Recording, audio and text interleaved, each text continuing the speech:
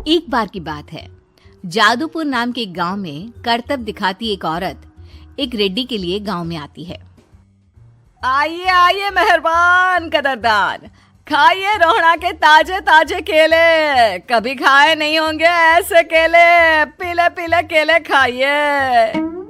ये कहकर रोहड़ा हाथों में 4 केले लिए उन्हें सर्कल में जोर जोर से हवा में उछालती हुई करतब दिखाती है, जिसे देखकर आसपास के सारे बच्चे अपने अपने मम्मी पापा से उस औरत के पास जाने की जिद करने लग जाते हैं। पापा, ऐसा तो सर्कस में बॉल से होता है ना, ये आंटी तो केले से कर रही है। चलिए ना पापा, देखते हैं। रोहड़ा एक पतली सी तार पर चलती हुई केलों से करतब दिखाती है। आते जाते सभी लोग बाहर रुककर उसके करतब देखते हैं और वाह वाही करते नहीं थकते। जैसे ही एक आदमी पास आकर उसे पैसे देने लग जाता है, तब वो कहती है, अरे नहीं नहीं साहब, मैं करतब तो बच्चों के मन को बहलाने के लिए करती हूँ। धंधा तो मेरा केले का है। पीछे देखो मेरी रिड्डी, जो भी मेरे केले खाएगा मेरी तरह चुस्त दुरुस्त और तंदुरुस्त हो जाएगा। पता चलता है क्या कि मेरी उम्र 55 की है। अरे पर ऐसे ठंड के मौसम में कोई केला क्यों खाएगा? ये ऐसे वैसे केले नहीं है साहब, ये शरीर में गर्मी देते हैं। ठंड को दूर भगाए जो भी रोहिणा के केले खाए। पापा, अगर मुझे केले नहीं मिले तो मैं घर नहीं जाऊंगी।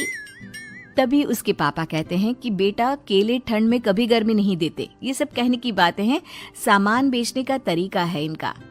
पर पिंकी नहीं मानती। मैं केले खाऊंगी। पिंकी की जिद के आगे नत्थू हार जाता है और उसे केले खरीद कर दे देता है। पिंकी खुश होकर केले घर ले आकर खाती है। अब मैं भी करतब करूंगी, कितना मजा आएगा। जादुई केले। पिंकी पहला केला खत्म भी नहीं करती कि वो बेहोश हो जाती है। दूसरे केले से एक काला धुआं आता है और रोहड़ा चुड़ैल बनकर बाहर निकल आती है।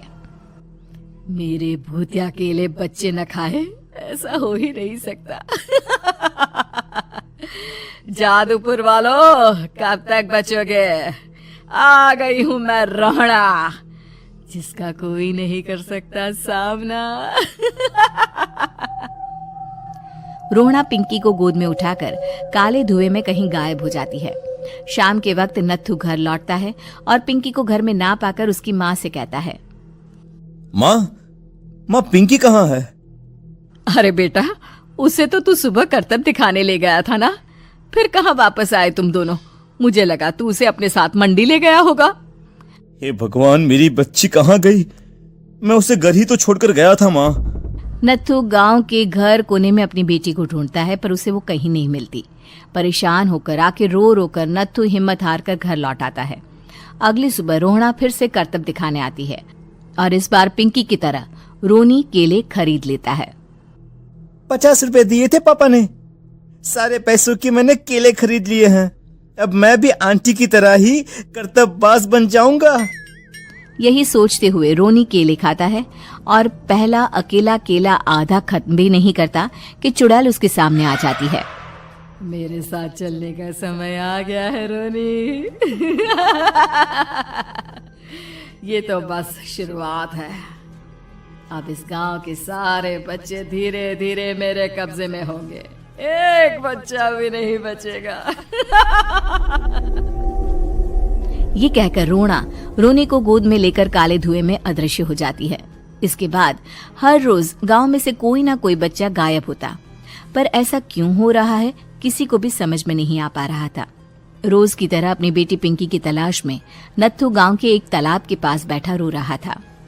कहाँ गई मेरी पिंकी? शकुंतला के जाने के बाद एक वही तो मेरा सहारा थी।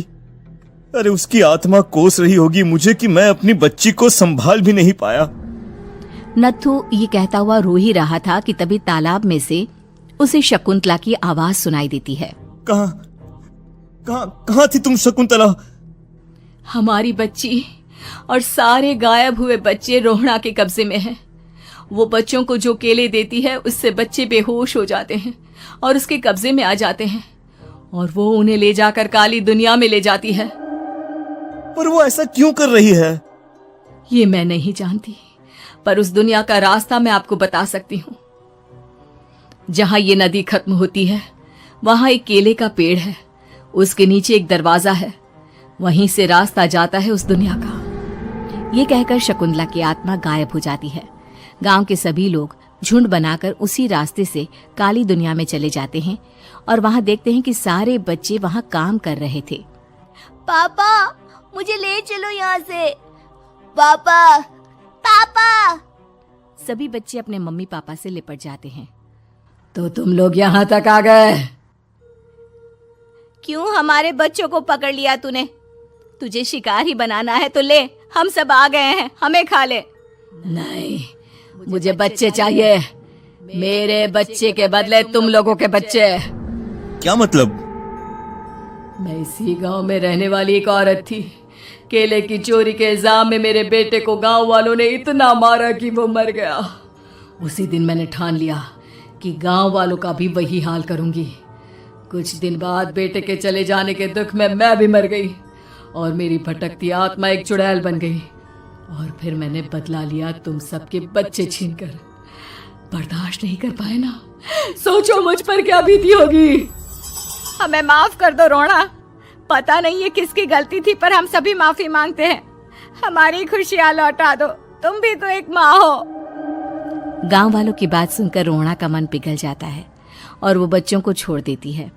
उसके बाद काली दुनिया बच्चों के लिए जादुई दुनिया बन जाती है।